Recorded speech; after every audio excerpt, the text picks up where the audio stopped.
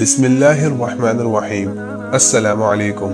حضرت ابراہیم علیہ السلام کی زندگی میں جو عظیم واقعات رونما ہوئے ہیں ان میں سے حضرت لوط علیہ السلام کا قصہ بھی ہے۔ حضرت لوط علیہ السلام حضرت ابراہیم علیہ السلام کے بھتیجے تھے۔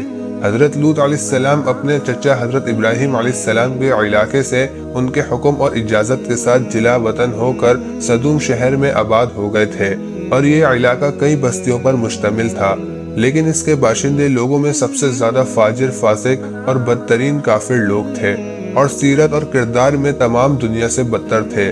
راستوں میں سے مسافر کو لوٹتے اور اپنی مجالس اور محافل میں سر عام بری بیہودہ حرکتیں کرتے تھے، اور کوئی برائی سے باز نہ آتے تھے۔ اور انہوں نے دنیا میں ایک ایسا گناہ ایجاد کیا جو اولاد آدم میں اس سے پہلے وہاں کسی کا خیال تک نہ گیا تھا۔ وہ لڑکوں سے اپنی جنسی خواہش کو پورا کرتے تھے، حالانکہ عورتیں جو اللہ تعالیٰ نے اس کام کے لیے پیدا کی ہیں ان کو چھوڑ دیا کرتے تھے۔ تو حضرت لوط علیہ السلام نے ان کو اللہ وحدہ لا شریک کی عبادت کی طرف بلایا اور ان کو فحاشی اور منکرات سے روکا، لیکن انہوں نے ماننے کے بجائے اپنی سرکشی اور گمراہی پر ہٹ درم ہو گئے اور اپنے کفر اور فسق پر برابر عمل پیرا رہے۔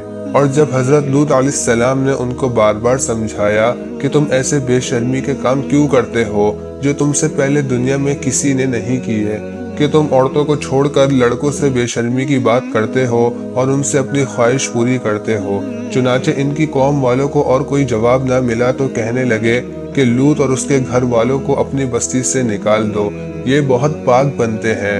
حضرت لوط علیہ السلام نے پھر سمجھایا کہ دیکھو، جو کچھ میں کہتا ہوں تمہارے بھلائی کے لیے کہتا ہوں، میں تم سے اس نصیحت کے بدلے کوئی اجرت نہیں مانگتا، بلکہ اس کا بدلہ تو مجھ کو اللہ تعالیٰ دیں گے، لہذا میری بات پر غور کرو اور برے کاموں سے باز آ جاؤ۔ لیکن حضرت لوط علیہ السلام کی نصیحت کا ان پر کوئی اثر نہیں ہوا، اور وہ لوگ کہنے لگے کہ جس عذاب سے تم ہم کو ڈرا رہے ہو، اگر تم سچے ہو تو اس کو ہم پر لے آؤ۔ بالآخر خدا کا عذاب جوش میں آ گیا۔ اللہ تعالیٰ نے فرشتوں کو خوبصورت لڑکوں کی شکل میں حضرت لوط علیہ السلام کے مکان پر بھیجا۔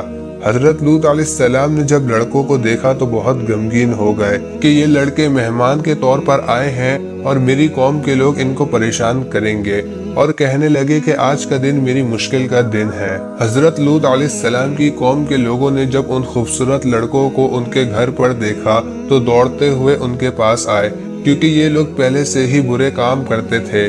حضرت لوط علیہ السلام نے ان سے کہا کہ اے میری قوم، خدا سے ڈرو اور میرے مہمانوں کے بارے میں میری عزت خراب نہ کرو، تم میری لڑکیوں سے شادی کر لو، کیا تم میں کوئی بھلا آدمی نہیں ہے؟ تو وہ لوگ کہنے لگے کہ تم کو معلوم ہے کہ تمہاری بیٹیوں کی ہم کو ضرورت نہیں ہے، اور جو کچھ ہم چاہتے ہیں وہ تم اچھی طرح جانتے ہو۔ حضرت لوط علیہ السلام نے کہا کہ کاش مجھ میں تمہارے مقابلے کی طاقت ہوتی، یا میں کسی مضبوط قلعے میں ہوتا۔ اور وہ فرشتے جو خوبصورت لڑکوں کی شکل میں آئے تھے، جب انہوں نے حضرت لوط علیہ السلام کو اتنا غمگین دیکھا تو کہا کہ اے لوط، ہم آپ کے رب کی طرف سے بھیجے ہوئے فرشتے ہیں، یہ لوگ آپ تک ہرگز نہیں پہنچ سکتے۔ آپ رات کے اندھیرے میں اپنے گھر والوں کو لے کر اس بستی سے چل دیں، اور کوئی شخص پیچھے مڑ کر نہ دیکھے مگر تمہاری بیوی کے کہ اس کے لیے پیچھے رہ جانا مقرر کر دیا ہے، اور جو آفت اس بستی پر آنے والی ہے وہ اس پر بھی پڑے گی۔ اس بستی پر صبح کے قریب اللہ کا عذاب ہوگا۔ حضرت لوط علیہ السلام خدا کے حکم کے بموجب اپنے گھر والوں کو لے کر رات کو اس بستی سے چل نکلے۔ صبح ہوئی تو اللہ تعالیٰ کا عذاب آیا اور اس بستی پر پتھروں اور کنکروں کی بارش ہوئی، پھر اس بستی کو اٹھا کر الٹا پٹک دیا، اور اس بستی کے وہ لوگ جو لڑکوں سے بے شرمی کی باتیں کرتے تھے اور حضرت لوط علیہ السلام کے منع کرنے سے نہیں مانتے تھے، سب فنا ہو گئے۔ یہ تو ان کو دنیا میں عذاب ملا ہے، آخرت میں علیحدہ سے ان کو عذاب ملے گا۔ اللہ تعالی ہم سب کو ایسی بے شرمی باتوں سے محفوظ رکھے کہ جس کی وجہ سے اس قدر سخت عذاب آیا کہ زمین کو بلند کر کے اس کو الٹا پلٹ دیا۔ اللہ تعالی ہم سب کی حفاظت فرمائے۔